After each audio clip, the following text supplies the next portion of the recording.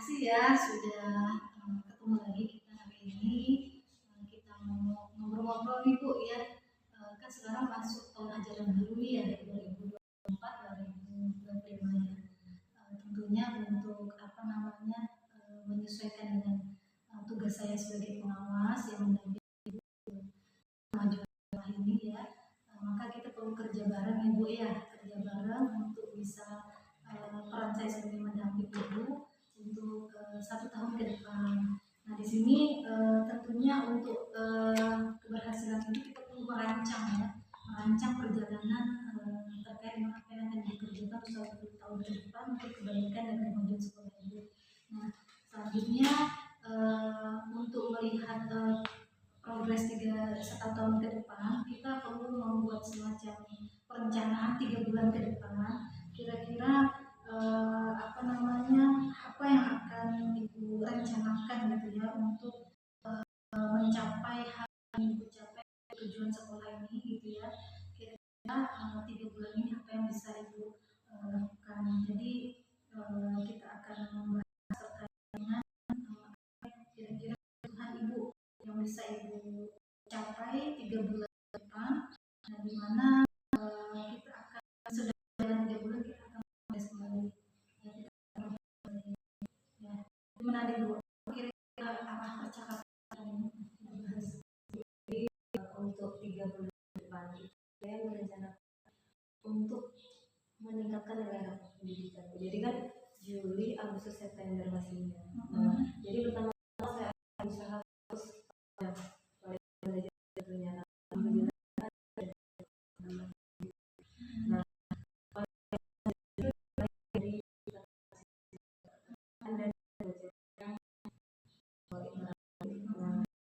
selama 3 bulan ini kan rapat pendidikan kita itu perlu dibenahi dalam literasi, numerasi, dan karakter.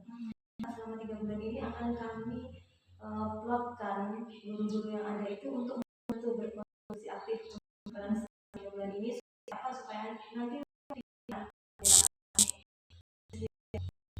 jadi yang dilakukan pertama guru yang akan bertanggung jawab terhadap generasi juga tujuannya apa? Seluruh guru akan menciptakan pembelajaran yang interaktif di kelas. Jadi ketika anak-anak mulai mengikuti AKM, jadi apa yang di itu memang kita lakukan. Jadi harapannya nanti 3 bulan di awal itu fokus ke perbaikan mengenai pendidikan secara profesional. Jadi Ibu akan memiliki rapat pendidikan terkait dengan meningkatkan pelajaran budaya, pelajaran kemudian ingin latihan AKM supaya capai pendidikan gitu ya. Untuk 3 bulan ini Ibu akan fokus kepada peningkatan pelajaran ya, kualitas pembelajaran ya, kualitas pembelajaran. Nah, gimana nih arah ukur apa yang ingin Ibu capai dalam bicara dengan kualitas pembelajaran?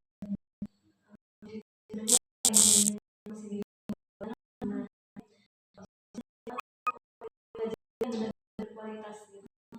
Sementara seperti tahu kan dari guru-guru pemikiran mereka juga jadi bagaimana bisa meyakinkan mereka supaya dengan kerelaan hatinya bukan karena diperintah bisa menciptakan pembelajaran yang interaktif. Karena memang itu tuh mengarah dari semua nilai rapor tuh, dari literasi numerasi juga mulainya dari situ, bahkan karakter murid pun itu juga mulai dari pembelajaran itu. Jadi saya bingung tentang itu.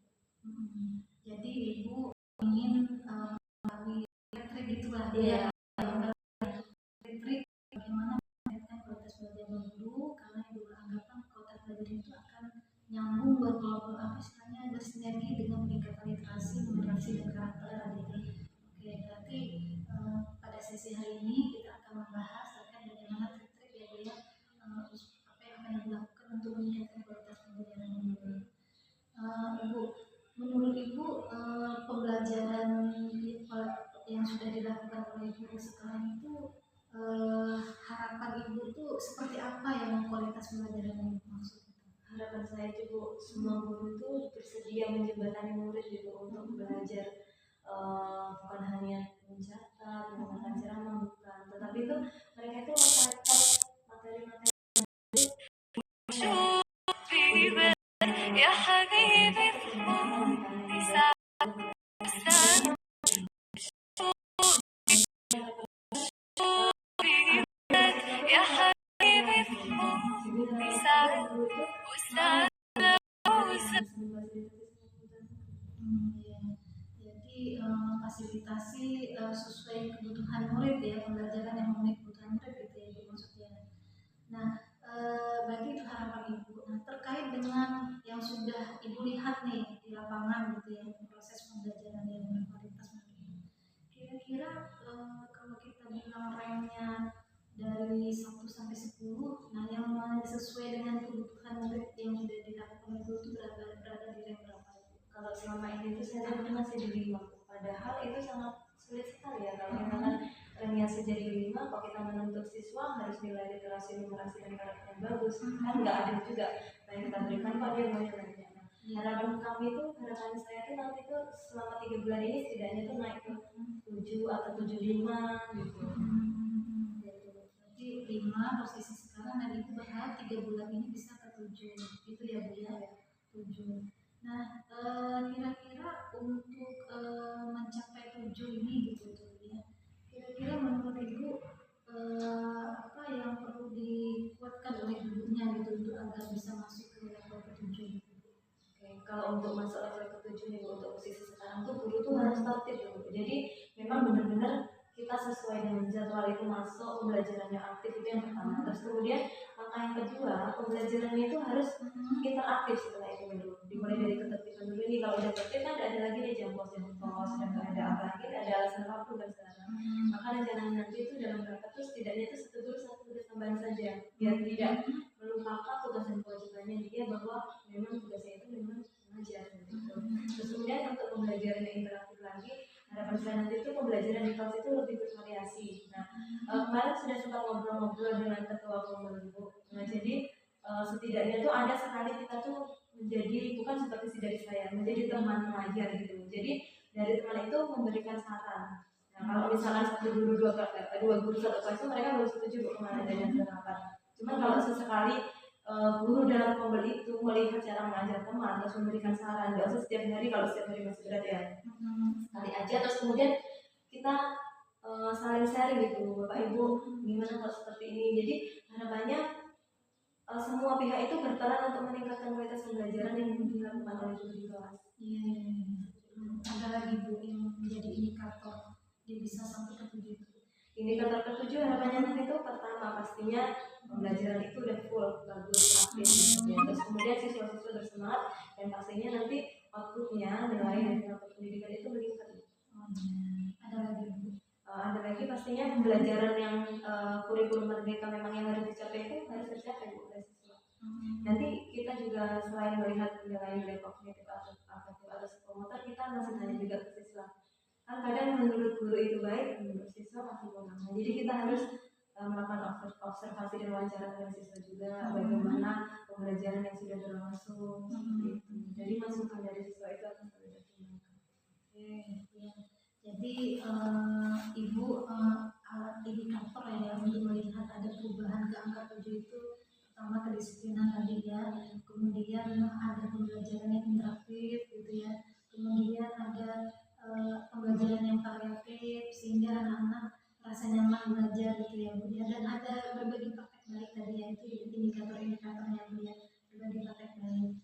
Nah, selanjutnya Ibu, itu kan indikator ya, indikator menurut Ibu yang bisa dicapai oleh guru ketika Ibu menganggap itu bisa masuk ke level 7 gitu ya. Nah, kira-kira Ibu sebagai kepala sekolah apa nih yang akan Ibu lakukan ini supaya bisa mencapai indikator-indikator tadi? Oke, untuk mencapai indikator-indikator itu Bu, pertama pastinya kan kita konsekuen dengan kesepakatan di awal untuk jam kerja dan untuk pembelajaran. Jadi saya akan juga bersama-sama dengan mereka, jadi dari mulai pertama kali guru-guru datang di sekolah tuh udah kami memang sebelum jam 7 bahkan ada guru yang gue editor itu jam 6.20 datang di sekolah. Jadi alhamdulillah kayak modelnya itu semangat positif gitu, jadi ada temannya. Insya Allah konsekuensi itu dulu, terus kemudian saya akan mengecek pembelajaran di kelas, jangan sampai lagi ada guru meninggalkan tugas ke depan seperti itu. Jadi kita akan sepakati bahwa baik buruknya yang keadaan posisi di sekolah, keadaan sekolah di suatu hari itu kita share di grup, jadi tidak ada tutup-tutupi. Jadi misalkan bu kelas kosong kita di grup aja, nggak usah jabri-jabrian mulai sekarang, jadi langsung di action saat itu juga. Insya Allah akan seperti itu rencana saya bu. Jadi berusaha mengoptimalkan pembelajaran.